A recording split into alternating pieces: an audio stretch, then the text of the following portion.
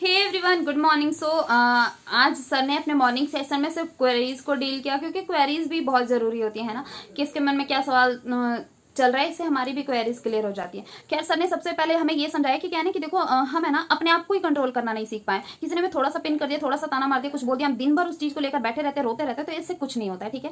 और किसी से आपको सिंपैथी चाहिए इसलिए आप रो रहे हो, तो फिर ऐसा बिल्कुल ही मत करो। क्योंकि अगर आप किसी को अपनी कहानी सुनाते हो, दुख दर्द सुनाते हो, वो थोड़ी देर के लिए आपके सामने सहानुभूति तो जरूर रख देगा, लेकिन बाद में आपका मजाक उड़ाएगा और हंसेगा भी। इसलिए ऐसा मत करो, क्योंकि दूसरों को अपनी प्रॉब्लम्स बताने से वो बिल्कुल सॉल्व नहीं करेगा। तो ऐसे सिंपैथी किसी से पाने की ये मत रखो। खुद को कंट्रोल करना खुद सीखो, और अगर आपसे नहीं हो रहा है तो फिर रोते रहो। ठीक है, इसका कोई उपाय नहीं है। खैर, सर से किसी ने ये पूछा कि सर मुझे किसी ने ब्लॉक कर दिया है, सर मैं नहीं रह पा रही हूँ, क्या करूँ।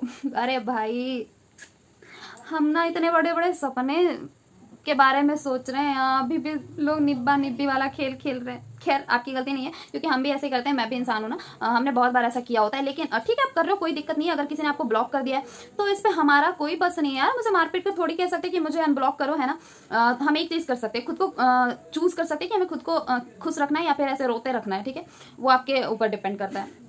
बाकी सर ने और भी बहुत सारी क्वेरीज के बारे में बताया कि देखो क्या है ना, कि किसी ने पूछा कि सर करियर कौन सा सही है, वो कैसे चूज करें, हमें समझ ही नहीं आता। तो सर ने कहा कि देखो, अभी इस भीड़ भाड़ वाली दुनिया में ऐसा चल रहा है ना कि सब पैसे पे मर रहे हैं। किसी को ये नहीं पड़ी कि हमें क्या अच्छा लगता है, आपको सबसे ज्यादा क्या चीज तकलीफ देती है, ठीक है, और क्या चीज आप सॉल्व करने में आपको मजा आता है। ये सारी चीजों पर फोकस करो। आप किस चीज से दुनिया की हेल्प कर सकते हो ये सोचो, उसके बाद फिर काम करना शुरू करो, तो आपको करियर ऑप्शन समझ में आएगा कि क्या सही है आपके लिए।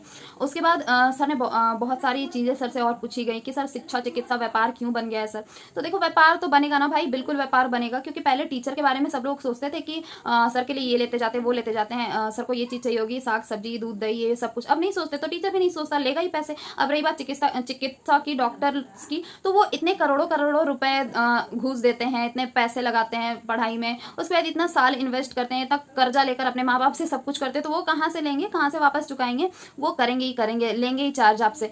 तो इस इतना शिकायत करने की जरूरत नहीं है। आप खुद को सक्षम बना लो, खुद को इतना सक्षम बना लो कि आपको उन सब चीजों के पास जाते वक्त टेंशन नहीं हो कि हम कहाँ से करेंगे। तो इतना पैसा कमाना आप सीख जाओ। ऐसे कलयुग है, तो शिकायतें करते रहोगे कुछ नहीं होगा, सब तो अपना काम करेंगे। ये चीजें और भी कॉमर्शियल होंगी, धीरे धीरे और ज्यादा कॉमर्शियल होंगी। अब देखो, सर ने अपनी कहानी भी सुनाई थी कि एक टाइम उनका वर्क वगैरह अच्छा नहीं चल रहा था। ठीक है, तो उनका वर्क पूरा तरह से ठप पड़ गया था, काम धंधा सब।